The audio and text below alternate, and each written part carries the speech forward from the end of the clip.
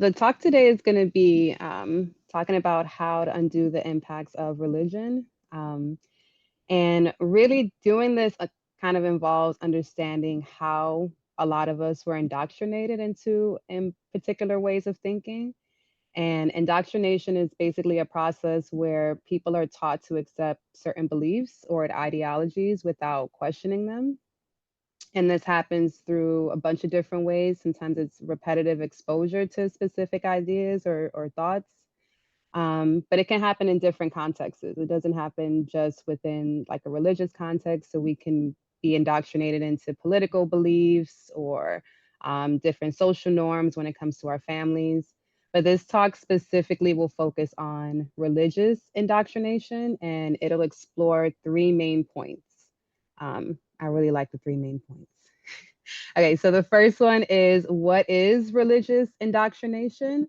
The second one is, how does unconscious religious teachings affect the way that we view ourselves and the way that we view others and treat others?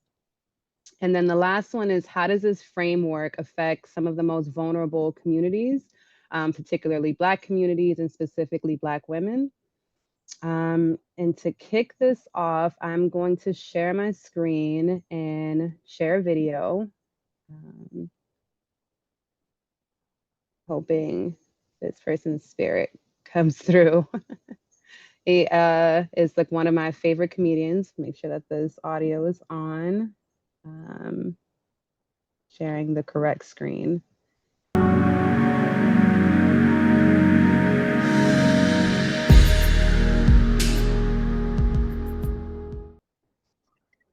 Okay, I think I stopped sharing the screen. The last portion of it is just him saying he loves you and he needs money, right?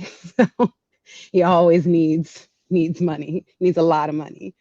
So yeah, I wanted to start off with some really common religious teachings that we get taught. Apparently, Christianity is the dominant religion in America, so these kind of teachings are really associated with Christianity. And so, talking about what religious indoctrination is, it's basically places of worship, specifically maybe churches, mosques, temples. It's just settings that are set up for repeated exposure to religious teachings and narratives. But this can also be done really subtly as well. So, not just always through places of worship. So, I remember growing up in the church, and I remember asking, being in church one day, like, why can't we ask questions? Right? Because I'm a kid. I'm used to being in school where they encourage questions, where they're telling us that asking questions helps you learn. But then I'm in this environment where we don't get to ask any questions. And I think what I was able to pick up at a really early age is that this is not really about critically thinking, but really about memorizing and kind of restating the dominant thought. And like, it's not really welcome to kind of have diverse ways of thinking. Um, and yeah, having a dominant religion like this, it kind of weaves its way into our society without us kind of knowing it. So Christianity believes it kind of works with this fundamental belief that humans are born with a sinful nature. This is like due to the disobedience of Adam and Eve.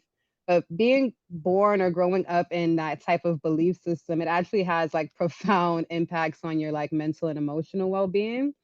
And I think the most important thing that being around this type of framework can do is that it can set you up to being really vulnerable to being taken advantage of, thinking that there's something inherently wrong with you, or making it really complicated to actually develop a solid sense of self because you already think that there's something that others you in this world. And kind of like beneath the surface of like this kind of like reverence and devotion and kind of like purity are dynamics of power and privilege and oppression that we may not always be able to see when we look at kind of some of these sermons or the way that it's disseminated to us. So Christian fundamentalism is in the laws that we have, where it prioritizes certain religious dogma over human rights, over autonomy. This ideology is in legislation, so it's from reproductive rights to LGBTQ rights to immigration policies. So it's not really that separate, right? When we think about it in some of the ways that it shows up in our society. So even if you're trying to separate yourself and you're like, I'm not going to be in any of these religious spaces, I'm not going to listen to any of these sermons, I'm going to make sure that my children are not like in these spaces, right? And I'm just going to send them to school. The very fabric of like what makes up America, the basis of it is this religious teaching. And sometimes we don't recognize it, how this kind of serves as a baseline for us to kind of like draw on what is right and what is wrong morally. Um, even so one of my friends, she's been an atheist for the past 10 years, and she always like makes a point to say when she tells people that she's an atheist, that their first thing that they say is, but you're such a good person, right? And it's because of this like kind of inherent belief that we have about who gets to be good and who gets to be bad. And that's not just enforced by religious spaces, but it's reinforced by even the movies that we watch, right? Even the media that we consume really unconsciously. So I'm going to move on to the second point of how does this impact the way that we see ourselves and the way that we view our communities, the way that we treat others. And I'm going to use one more video to share with you guys about, and it's just kind of showcasing how subtly we teach children specifically, and I'm using children as an example because they're super vulnerable, and we all were vulnerable at one point, and we're growing up in this society not recognizing how much information we're taking in and how much that's contributing to us building up our sense of self and who we are in the world.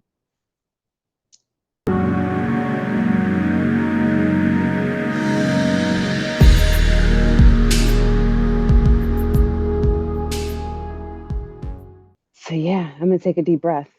It's a really chaotic environment. It looked like there's a lot of things going on, and I just want to point out that a lot of folks have come from environments that are religious based, and I don't in any way want to disrespect those spaces. But I just want to unpack sometimes what we can't see that's a little bit less visible when we look at a video like this.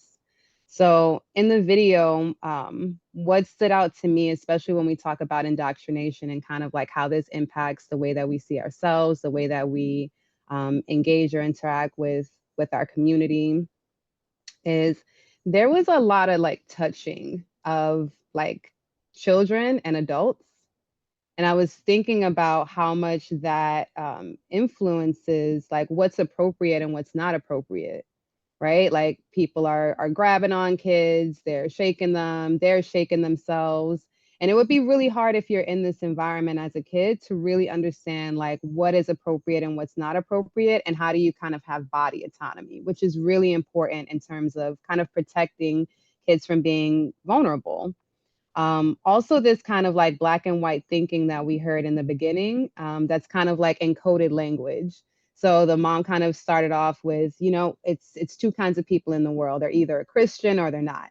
And that's kind of coded language for you're either a good person or you're not a good person, right? So it's kind of this like morality that's like weaved into everything that they're saying, even when they're not even using religious words. Um, and yeah, the environment, it seemed like really hard to think in that type of environment, right? To like kind of process what's going on. It seemed like it was just like almost invoking a specific kind of emotion from these young people. And yeah, this is kind of, I think, what some religious spaces look like. Maybe that's the most extreme of it. It's certainly what I grew up around. That was super normal for kids to be encouraged to pray, to be encouraged to participate in religious ceremonies. But I was thinking about like kind of what are the things that we can't see in this video, or what are the things that we can't see when we see a sermon being kind of disseminated to a group of people. And what's wrong with that? You know what I mean? Like if it's gonna like maybe make people happier, or it's going to like impact them in a positive way, what is kind of so wrong about that? Um, And kind of like what makes it different than a space like this, right? Like we're meeting, we're having these discussions, we're having these talks. Like what is different than the video that we just saw? And what's different about it is it functions with these pillars, these kind of cornerstones that this kind of space doesn't function with. So one of the cornerstones is a doctrine of obedience, right? So religious teachings, they really emphasize this authority figure. And it kind of creates this power dynamic where individuals are kind of like compelled to kind of receive these directives from the religious authority. So the ability that we have to kind of like all give talks or all share equally and all of our thoughts are kind of met with respect is not really something that's always seen in religious spaces. And this is a really great setup for being in abusive relationships, right? Because you're already used to this kind of like one-sidedness of like, I have to listen to this person, I have to be obedient to this person, and kind of like who makes the distinction between, okay, well, this is not how you are to be in a relationship. These are not healthy pillars. I think a lot of people use this in ways to kind of develop their sense of self in the world. Another one of those pillars is guilt and shame. So, a lot of religious spaces teach concepts like guilt and shame, which may be internalized as unworthiness or inadequacy, leading to a lot of self blame or negative self perception. Um, and that can be done a number of ways, but specifically, if you think that you're inherently bad, or if you think if you don't follow these lists of rules, that bad things will happen to you, then essentially you're kind of always on this hamster wheel where you're responsible for all of your pain and responsible for the bad things that happen to you. That can lead to a lot of depression and anxiety, right? That doesn't really set you up for kind of mental success. Um, there's also this fear of punishment, right? So what would have happened if one of those kids decided like, I don't want to stand up, I don't want to have my hands raised, I don't want to say anything? Could they have sat in the corner and just quietly observed? That's not really allowed in those kinds of spaces. So this fear of punishment, it may be external, but it also may be this internalized like belief that there's going to be a divine punishment against me if I fall short of these like perceived religious expectations. There's even a Bible verse that supports this, like we all fall short of the glory of God. And it kind of goes on to say that we all will sin and we all will make these mistakes. So essentially, we will always be on this kind of perpetual hamster wheel of trying to please God. But it doesn't seem like it's really possible without making huge mistakes where any number of your bad things that happen to you are now your fault. Um, Also the isolation and stigma. So a lot of religious communities may stigmatize you for maybe leaving, having alternate thoughts, or even doing something like seeking professional help and not going to that space in order to fill all of your needs. And that can have a really profound effect on us, right? That can lead to a lot of social isolation or even just reluctance to make connections to people, knowing what will happen if you start to like exhibit a level of individuality. People might ostracize you. They may literally like kick you out of this group. Um, Also, like some of the patriarchal and authoritarian values that prioritize men as leaders and kind of this like gender-based like discrimination. Um, there's also a lack of boundaries that may be blurred, and we saw that in this group as well, right? These kids were kind of, it seemed like they were being strongly encouraged to kind of exhibit this kind of religious expression. I've certainly been in religious spaces where if a child didn't get up and start to participate in the praise ceremony, they were popped, they were hit, they were nudged. So it was definitely understood that this was expected of you. And if you didn't participate, that there was something wrong with you. So that teaching alone is just really problematic for young people, and that's the majority of people that are in these spaces. Um, Also, there's a lot of spiritual abuse that can happen that we're not picking up on, right? So forms of gaslighting, right? So convincing you that something is not happening that actually is happening, something that may be abusive that they're convincing you is part of this religious experience. Um, I think also like believing that certain abuses that happen to you are justified in some sort of way. So I think about some of the pillars of Catholicism and how rigid it is when it comes to marriage, um, and how sometimes when a lot of clients that I've had that have come or went to religious spaces to get any type of support with marriages have just been kind of told that it's their fault in some sort of way, that they need to try harder in this situation that may not be healthy for one or more of the parties. And this is just kind of reinforcing this religious doctrine that they've been taught. It's not really taking into account the agency of the person, what they may be going through, but really trying to like fit in their issue into this like dogma that may not be healthy for them. Um, so kind of like being in these spaces, it creates conditions that increase our vulnerability to abuse, and to isolation and a lack of sometimes resources. So, it doesn't really look like that when people are like knocking on your doors with like a pamphlet. They look really nice and they seem really sweet. And I'm not trying to demonize anyone, but sometimes at the core of these things, it's not the nice kind of like open spaces that it kind of portrays itself to be. They operate under these like rigid rules that govern the way that we treat ourselves and that we treat others. So sometimes it's important to kind of like look beneath, some of these religions. And I would challenge us as well, since a lot of us have grown up in these religious spaces, to go back and really unpack, some of those things that we've been taught now that we've had a chance to kind of sit in a different like framework. I think it can be really impactful to kind of like see what things are unconsciously still showing up in the way that we make decisions. And I'm going to share my screen for the last portion of this. I think we've been successful so far. Maybe continue. And again, I just want to like, I know I said it before, but reiterate, this is not about demonizing anybody's religions or religious leaders. These are not about the particular people in the groups, that I'm showing. It's really about this school of thought and really just trying to give a visual of like what this looks like. The next video that I'm going to show specifically is of a pretty well-known and popular pastor named T.D. Jakes. And this one is going to be talking about specifically how this religious teaching shows up in sometimes the most vulnerable communities, and how it shows up specifically for Black and Brown women, and how it's been used for this specific population, in the past. So I'm going to share this. And again, my disclaimer, it's not about demonizing anyone, but just kind of illustrating what this can look like.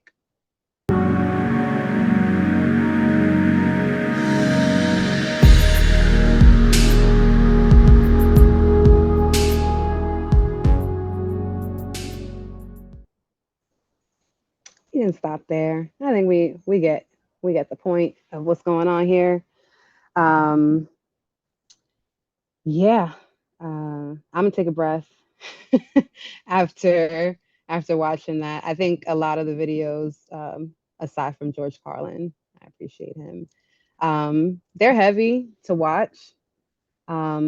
This is not an uncommon religious teaching. We can all look up many preachers. We can look up, certain words or keywords to see what they have to say about these specific topics. And it's not very different, from what we just saw. And yeah, so we heard a lot of, and he's kind of said it, right? Like, this is breaking the social order, right? I mean, he used divine order first, but that going back to kind of coded language, we're really talking about like patriarchal structures, and like gender roles, that often reinforce like power imbalances. Um, and, in watching that video, I think I was thinking like, I wonder what that message maybe would have sounded like or looked like if maybe there was maybe a power balance. Maybe if there was a woman that was of equal, power in his organization. Specifically in like the research that I did, I know that there's no women in his organization of any significant positions of power that he didn't raise. They're all his children. So when we think about like indoctrinating someone into belief, right, like your parent plus your religious teacher, that's a lot of conditioning from this one group of people. Um, and then when we think about like kind of regulating Black women to like subordinate positions and what that means and what that has meant, it's like really kind of like a little irresponsible to kind of preach that. And the majority of people, they didn't turn around the camera that he's preaching to, right? They look like me, right? So they're Black people that he's preaching this specifically to. And he's talking about what should happen within our communities. And he's just reinforcing these like kind of structures that have never worked to our benefit. So during the era of slavery in the US, Christianity was often used to justify the enslavement of Black and Brown people, right? Slaveholders specifically used Bible verses and reinterpreted it to justify like this torture, right? So religious doctrine was used to instill obedience and submission amongst enslaved people, and almost like also like this kind of carrot that they dangled, right? Like you take all of this abuse and you have like this paradise that's waiting for you, which is something that we see reverberated in a lot of religious spaces now, right? Like you take all this abuse and you take these really negative things that you don't like about your life, and there's no way to really change it, but there's this like this heaven that you're going to get to, that you're paying your way into, like with all of this kind of blood, sweat, and tears. And it's really dangerous to use religion to justify like dehumanizing people, right? And we've seen it, how dangerous it can be with different genocides that have happened. And it's been a carefully like kind of plotted campaign of saying who deserves rights, who deserves freedoms, who deserves the right to even live at times, and what that life can look like. So that normalizing oppression, sometimes religious teachings really normalize and perpetuate systems of oppression, right? Including racism, including sexism. Um, and this specifically impacted the most marginalized groups like in our societies. So when we think about even the Native American cultures and the indigenous communities, their forced conversion to right to Christianity, boarding schools, having to abandon their traditions, having to cut their hair to assimilate into white culture, literally like desecrating some of their artifacts, like these things have reverberating effects on communities, and not just on the community that's facing it, but on everybody else that's watching. Because what we're seeing is what's allowable for certain groups of people, that there's certain groups of people that are allowed to be hurt or harmed for whatever we use to justify it. And in a lot of ways, we use religion to justify this dehumanizing of people, right? To say that they're barbaric and they're not following these religious teachings. So, thus, they're doing something that's inherently evil or inherently bad. So, not questioning this, it doesn't just affect the way that our society is made up, but it also affects the way that we treat sometimes the most disenfranchised people that make up our society, right? Um, and I don't want to also ignore that even through these like forced religions, because they were forced on African people when they came here through slavery, right? African people had their own religions, and a lot of them were different than Christianity, their belief systems. A lot of them involved traditions that were not supported by Christian beliefs, right? And they were demonized for that. It was made illegal for them to practice those things, and they were forced to use this as their only means of expressing themselves spiritually. So through that, I think it's been incredible that it's been used as a site of resistance and resilience, right? That they've actually taken these texts sometimes and used it for liberation and used it to try to build hubs and activism. And I don't want to ignore how instrumental the Black church has been within that community. But I also want to quote Audre Lorde, who said that the master's tools will never dismantle the master's house. So if we're using religion as like something to build up resilience and resistance, it's going to be flawed, right? Because it's going to work the same way that we introduced before, with this kind of obedience and all these different pillars that may not enforce or may not invite certain creative schools of thought that can really solve problems. So I think that it's really important to think about the mechanisms that we use for resistance, for liberation.